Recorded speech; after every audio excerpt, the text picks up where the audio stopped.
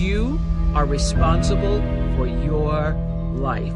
And if you're sitting around waiting on somebody to save you, to fix you, to even help you, you are wasting your time, because only you have the power to take responsibility to move your life forward. Nobody is gonna cry for you. They have their own tears. One thing I'm positive about is how ROI negative complaining is, and how much I'm trying to suffocate the practice of it. I really have been fascinated by people that have changed their mindset into understanding that everything that is not going well right now is their fault.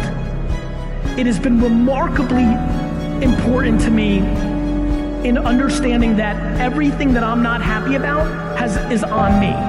It's a remarkably interesting brain twist. The amount of energy spent on things that you can't control versus being accountable to what you can control has been a huge separator for me in the last 4 or 5 years as I've dug deep. I always tell people the most valuable lesson I got from my mentor, Jim Rohn, was I asked my father, worked 2 jobs. We were always broke. We had no money for food.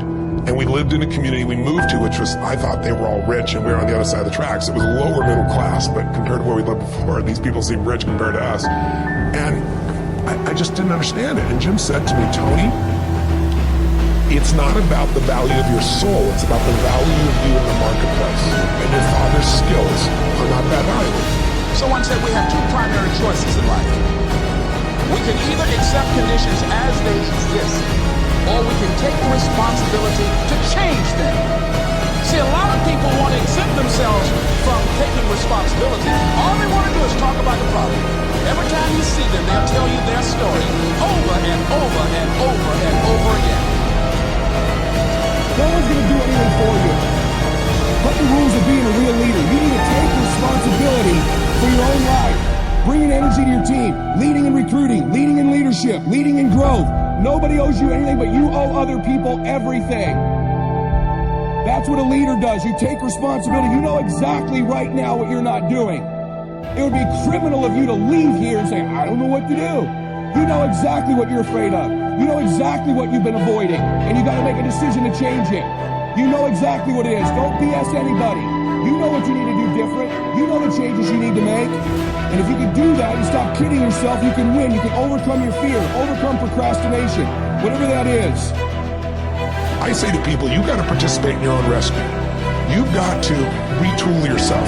There are no skill sets in community colleges today, for the most part, that are going to prepare you for the economy or a job that's there. So what is that going to do? You're just going to waste more money, more time. We need to retool ourselves. The government's not going to do it for you. And even when you're struggling, even when you're discouraged, and you feel like other people have given up on you, don't ever give up on yourself. Right now, between me and the person I want to be, between you and the person you want to be, there is a gap of skill set, and that's it. But once you know your mission, and once you believe that you can accomplish anything you set your mind to, then you can do the extraordinary. Now for me, getting out of that space of being lost, of not knowing what I wanted to do with my life, it all came down to needing to earn credibility with myself in very small incremental ways. And I knew if I was going to accomplish anything in my life, I was going to have to get control of my mind. Now ironically, there's 2 ways to get control of your mind. Way number 1 is directly going to the mind, which can be very scary, can be very daunting, very ethereal. It's ephemeral, it's hard to grab onto, it's hard to touch. But way number 2 is through the body.